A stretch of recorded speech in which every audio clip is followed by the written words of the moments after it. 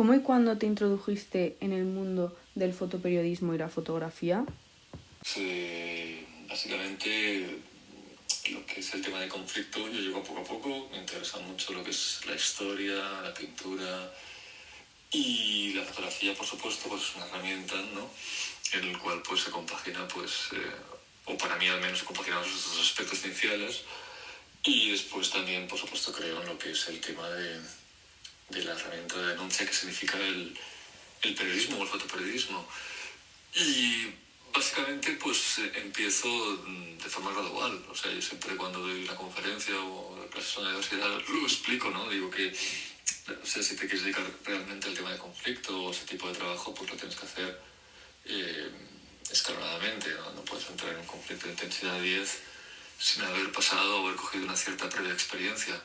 Entonces, hace como 30 años que me dedico a esto y, claro, los primeros años eran, bueno, diferentes, ¿no? Porque los conflictos quizás no eran tan abiertos, y poco a poco pues fui entrando en esa dinámica, ¿no? Y especializándome sobre todo en lo que hago actualmente. ¿Cómo crees que el público percibe el fotoperiodismo en la actualidad y cuál crees que es su papel en la sociedad?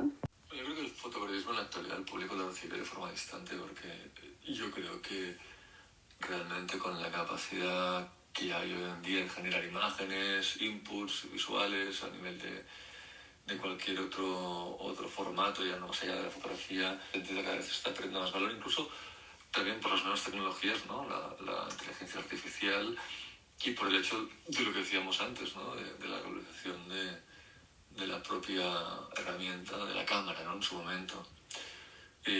Bueno, por otra parte también te digo que el papel ese que desempeña que hemos hablado antes, ¿no?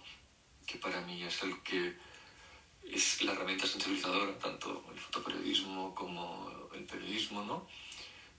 Que le da a la sociedad esa información para esa capacidad de decisión, para que en un momento determinado pues tome las medidas, ¿no? En función de esa información, que cada conciencia dictamine a la persona que ve esa información, ¿no? Entonces yo creo que eso sí que es importante como tal.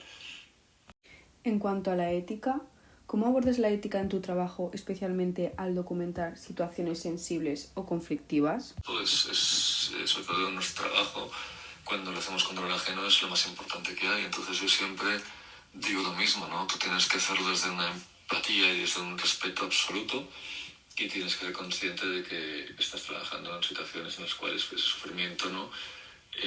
Queda marcado en las personas de forma directa. Entonces tú trabajas directamente en esa primera etapa del dolor, que no puede haber ni un duelo ni absolutamente nada.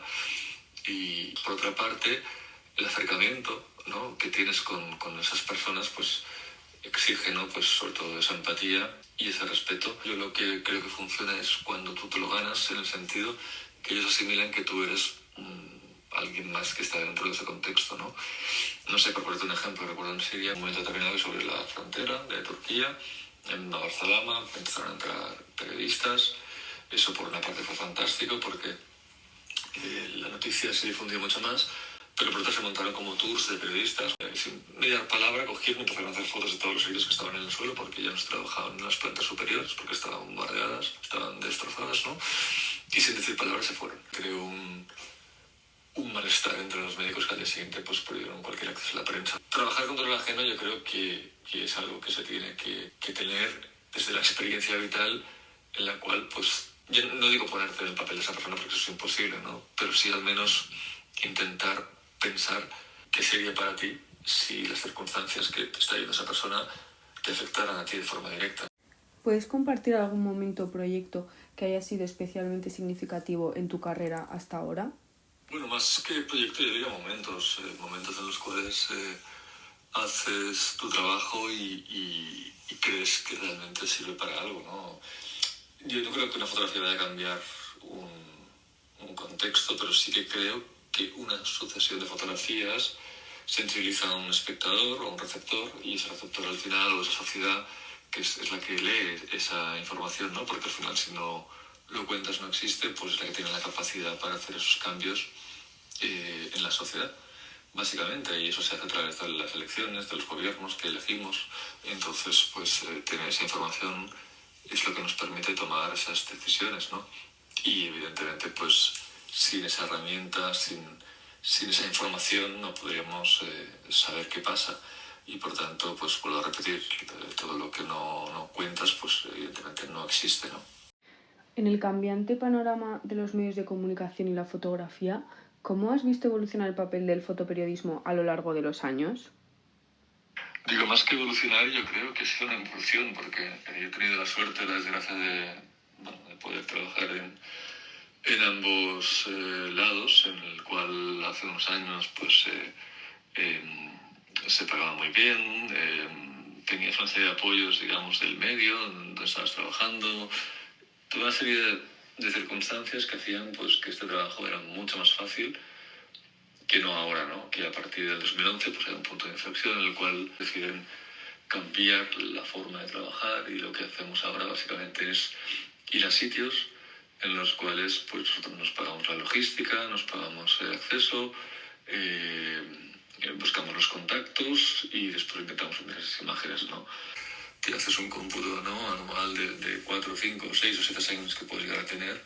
Eso no te permite para vivir, entonces tienes que buscar pues fórmulas paralelas de financiación, ¿no? En mi caso, por ejemplo, yo también hago vídeo muchas veces, o busco becas o subvenciones. Por eso cuando me dices más la evolución, yo hablaría más de la evolución, sobre todo también porque el acceso a la fotografía se produjo en cuanto a la herramienta digital entró en el mercado, ¿no? Fue un cambio muy importante porque antes, como la herramienta era una cámara de 36 imágenes y una película, pues tenías que ser fotógrafo. Ahora ya no, ahora simplemente las cámaras prácticamente lo hacen todo. ¿Cuáles crees que son los mayores desafíos que enfrentas como fotoperiodista? Los mayores desafíos siempre son el llegar a los sitios, el conseguir entrar. Al final hacer la fotografía es fácil. Una vez estás en el sitio, trabajar no tiene ninguna dificultad. El problema siempre en cualquier trabajo de periodista, de fotoperiodista, es conseguir a los sitios, ¿no? Por ejemplo, el ejemplo más claro, ¿no?, que tenemos ahora es Gaza. En Gaza no hay ningún periodista occidental que haya conseguido entrar. Han entrado por la parte israelí, que han hecho como un pequeño embed, Fox News, creo, CNN y alguno más, pero que han sido 3, 4 horas, pero siempre desde la perspectiva de los soldados, y no se ha podido tratar, no se ha podido ver civiles, ni absolutamente nada más allá que esa parte, ¿no? Entonces, toda la otra parte, digamos, de los civiles, de todo lo que ha pasado con esas 16.000 personas que han sido asesinadas, pues no hay ningún periodista occidental que haya conseguido entrar, y han matado ya más de 50 periodistas palestinos, con lo cual, en ese sentido, yo creo que ese ejemplo, pues, precisamente es lo que marca, ¿no?, esa tendencia de las dificultades de lo que es el fotoperiodismo y el periodismo en sí, que básicamente pasan por eso, por poder llegar a los sitios. Y por último, ¿cómo ves el futuro del fotoperiodismo en un mundo cada vez más digital? Lo veo con bastante pesimismo. Realmente yo creo que la fotografía como tal tiene dos opciones. O la opción de, bueno, básicamente que puede llegar a desaparecer, ¿no?, de extinción, o tiene la segunda opción, que sí hay un contrapunto en el cual, ¿no?, la inteligencia artificial parece ser que está entrando.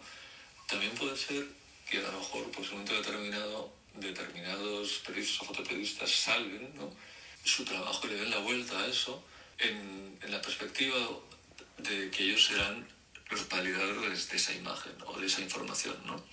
Es decir, si tienes una información y no sabes si es cierta o no, al final la fuente, ¿no?, el origen de esa fuente o la fuente es la que te marca la veracidad propia de esa información, de esa fotografía.